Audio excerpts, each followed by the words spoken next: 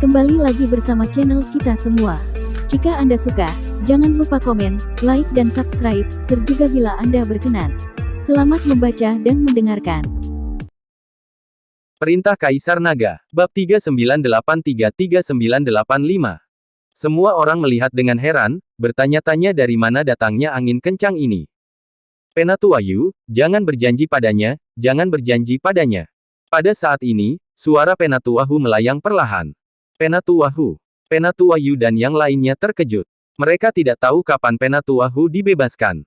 Yarden juga terkejut, dan tiba-tiba bangkit dan berkata, Penatuahu, kamu meninggalkan tempat penahanan tanpa izin. Ini adalah kejahatan besar. Hahaha, Yarden, kamu tidak perlu berusaha keras untuk membunuhku. Jika Anda ingin mendapatkan token api suci, Anda bahkan ingin menggunakan saya untuk memeras para tetua dan lainnya. Bahkan jika aku mati, aku tidak akan membiarkanmu berhasil. Penatuahu berkata, seluruh tubuh orang itu benar-benar melayang ke ruang dewan. Melihat pemandangan ini, mata Penatuayu tiba-tiba melebar, Hutua, apa yang terjadi? Mengapa jiwa Anda keluar dari tubuh? Ternyata ini adalah jiwa Penatuahu, bukan Penatuahu yang telah meninggalkan tempat penahanan. Penatuayu, saya tahu bahwa Yarden akan menggunakan saya untuk memeras Anda, jadi saya bunuh diri. Saya meninggalkan untaian jiwa ini untuk memberitahu Anda, jangan pernah berkompromi. Jika dia tidak mendapatkan token api suci selama sehari, dia tidak akan berpikir untuk sepenuhnya mengendalikan Sekte Api Ungu. Masih ada harapan untuk Sekte Api Ungu kita. Penatuahu berkata, jiwanya mulai memudar, dan perlahan menghilang. Hutua, mengapa kamu begitu bodoh? Penatuayu ingin melangkah maju untuk menjaga jiwa Penatuahu, tetapi tidak ada yang bisa dia lakukan. Pada akhirnya, jiwa Penatuahu menghilang. Ini dapat dianggap sebagai kematian yang sebenarnya, dan tidak ada harapan akan kebangkitan. Para tetua pengikut pemimpin sekte lama semuanya sedih dan marah. Agar mereka tidak diperas, Penatuahu benar-benar memilih untuk mengakhiri hidupnya. Yarden juga terkejut, dan dia tidak menyangka Penatuahu bunuh diri. Dengan cara ini, bagaimana Anda bisa mengancam para tetua dan yang lainnya?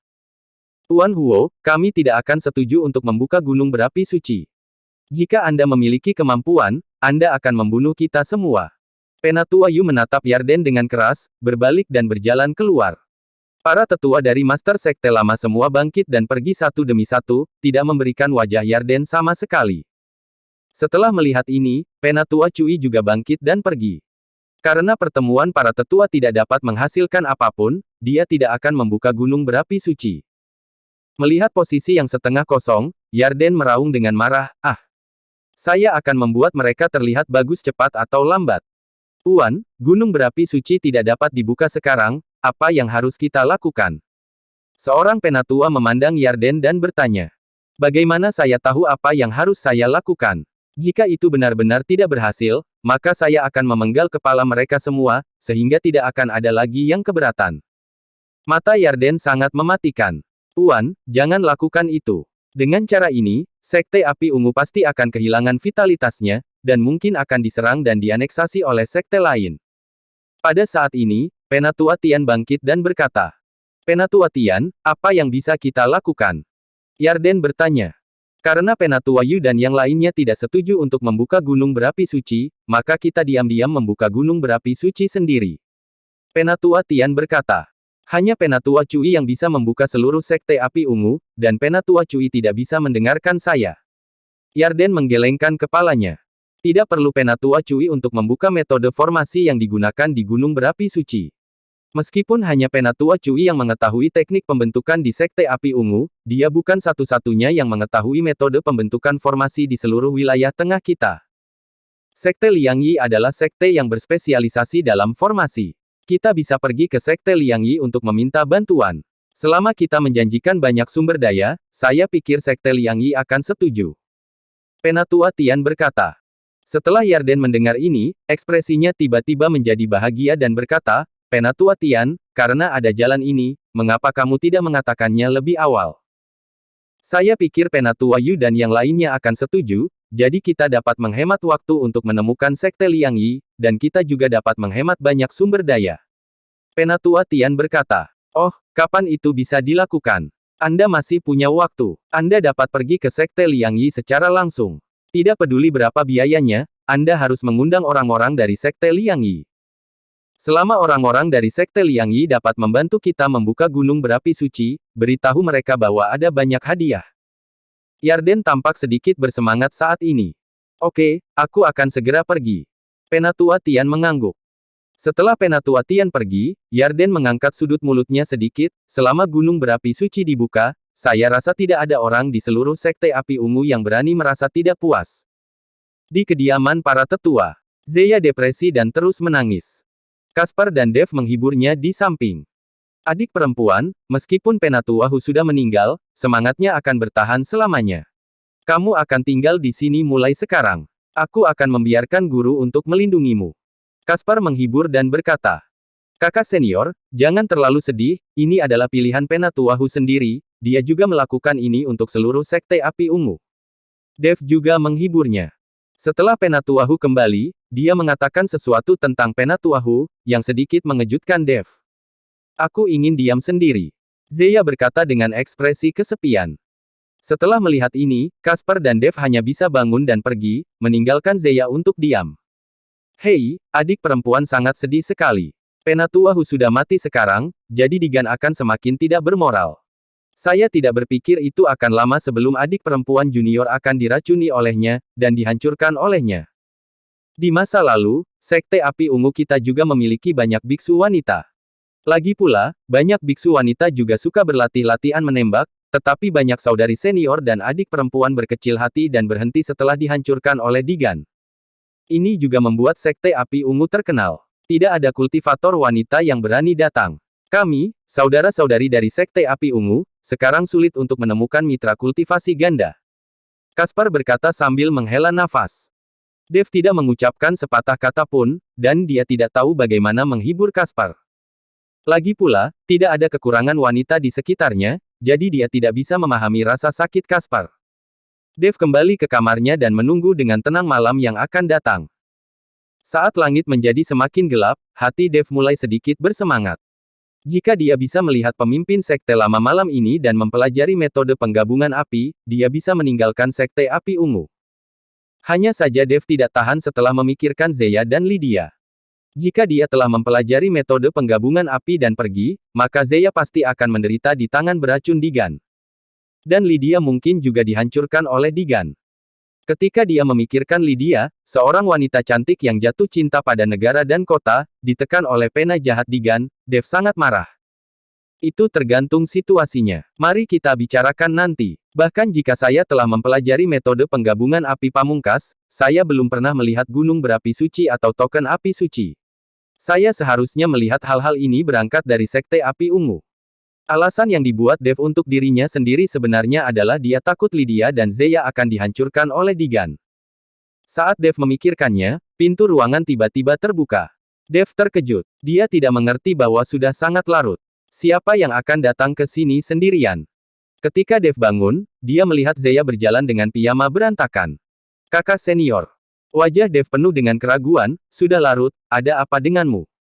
Adik laki-laki, aku tidak bisa tidur, bisakah aku berbicara denganmu? Zeya berkata dengan ekspresi sedih. Dev melihat ke langit di luar, lalu mengangguk dan berkata, oke, kakak senior, cepat masuk dan duduk. Zeya duduk di tempat tidur Dev, sementara Dev duduk di sebelahnya. Kakak senior, kamu tidak boleh terus meratapi kehilanganmu, orang tidak bisa kembali dari kematian. Dev menghibur Zeya. Jika bukan karena bunuh diri Penatua Hu hari ini, Dev tidak akan membiarkan Zeya datang ke kamarnya. Dan dia masih memiliki banyak hal yang harus dilakukan dalam beberapa saat, karena dia perlu menemui Lydia. Tapi sekarang Zeya sedih, Dev juga malu menolak Zeya. Adik junior, aku sudah memutuskannya. Cepat atau lambat tubuhku akan hancur oleh Digan itu. Daripada memberikan tubuh yang belum ternoda kepada Digan, lebih baik memberikannya kepada adik laki-lakinya. Setelah Zeya selesai berbicara, dia bersandar di bahu Dev, dan mulai melepas piyamanya. Dev tiba-tiba panik. Dia tidak menyangka Zeya memiliki ide ini. Kakak senior, jangan khawatir, selama aku di sini, aku tidak akan membiarkan Digan berhasil. Cepat dan kenakan pakaianmu. Dev memutar kepalanya, tidak berani melihat Zeya yang melepas piyamanya. Melihat ekspresi Dev, Zeya meneteskan air mata, dan berkata dengan sangat sedih, aku tahu kamu tidak menyukaiku karena jelek, dan aku tidak secantik kakak Lydia. Kamu telah bertemu kakak senior Lydia, dan kamu tidak memandangku lagi. Ketika kakak senior Lydia telanjang di depanmu, kamu menatapnya tanpa berkedip. Tapi sekarang, kamu bahkan tidak ingin melihatku. Ketika Dev mendengar ini, kepalanya besar. Dia tidak tahu siapa yang menyebarkannya bahwa dia melihat tubuh telanjang kakak senior Lydia. Pasti Caspar, karena Penatua Yu tidak mungkin mengatakannya. Dan hanya ada Caspar. Seharusnya Caspar yang memberi tahu Zeya agar Zeya bisa menyerah pada Dev. Dalam hal ini, Caspar akan memiliki kesempatan. Kakak senior, jangan dengarkan omong kosong orang lain. Di mana saya melihat tubuh kakak senior Lydia? Justru hari ini saya memukuli kakak senior Lydia. Di mata saya, semua wanita itu sama. Tidak ada yang indah atau jelek. Jangan salah paham, kakak senior. Dev menoleh, dan hanya bisa meraba-raba untuk membantu Lydia mengenakan pakaiannya. Apa maksudmu? Zeya terkejut, menatap Dev dengan sedikit tidak mengerti, di matamu, semua wanita sama. Apakah ada perbedaan antara menjadi cantik atau tidak? Benar, Dev mengangguk. Zeya tiba-tiba menyadari, dan kemudian tiba-tiba berdiri dari tempat tidur, adik laki-laki, apakah kamu? Maaf mengganggu. Zeya tidak selesai berbicara, dan berlari terburu-buru.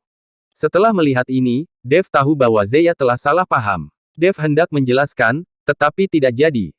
Jika Anda salah paham saja. Jika tidak, Zeya akan melibatkan dirinya sepanjang hari dan juga mengganggu Dev. Setelah Zeya pergi, Dev membereskan pakaiannya, lalu pergi mencari Lydia. Dev menahan napas, dia tidak bisa membiarkan orang lain mengetahui bahwa dia akan pergi ke rumah Lydia di tengah malam. Dev tidak tahu apa yang terjadi tadi malam, jadi dia memasuki rumah Lydia tanpa ketahuan oleh penjaga. Dia menunggu lama untuk pergi, tetapi ada lapisan penjaga. Pada saat ini, Lydia sedang duduk di halaman, diam-diam menunggu Dev. Dia tidak tahu mengapa, karena Dev memukulnya di siang hari, dia tidak pernah melupakan Dev. Sosok Dev selalu muncul di benaknya. Pada saat ini, dia tidak sabar untuk melihat Dev di dalam hatinya. Setelah melihat ke langit, Lydia menjadi sedikit cemas di dalam hatinya, orang ini, apakah dia tidak akan datang? Apakah kakak senior Lydia ingin menemuiku dengan tergesa-gesa? Pada saat ini, suara Dev terdengar. Lydia buru-buru bangkit dan melihat Dev masuk, lalu berkata dengan wajah dingin, siapa yang ingin menemuimu, aku hanya tidak ingin berhutang taruhan padamu. Benarkah? Tapi menurut saya, bagaimana wajah kakak perempuan senior bisa memerah? Dev tersenyum. Jangan bicara omong kosong, siapa yang tersipu, ayo cepat pergi, kita harus kembali sebelum subuh. Lydia menatap kosong pada Dev, lalu berjalan keluar dari halaman. Dev mengikuti Lydia. Dia tidak terbiasa dengan tempat ini dan tidak berani berjalan-jalan sesuka hati. Bagian depan adalah tempat ayah saya dikurung. Jika ingin melihatnya, selain menghindari para penjaga, kamu juga bisa secara diam-diam menerobos beberapa formasi. Jangan berlarian, jika kamu menyentuh formasi, maka kita akan gagal. Lydia mengingatkan Dev. Kakak senior, saya tidak menyangka Anda mengetahui metode formasi. Kamu benar-benar cantik dan berbakat. Dev memuji Lydia di belakangnya. Lydia menatap kosong pada Dev, tetapi berkata dengan gembira di dalam hatinya, di mana saya tahu formasinya, tetapi saya memiliki formasinya, yang diberikan oleh Penatua Cui sebelumnya. Bersambung.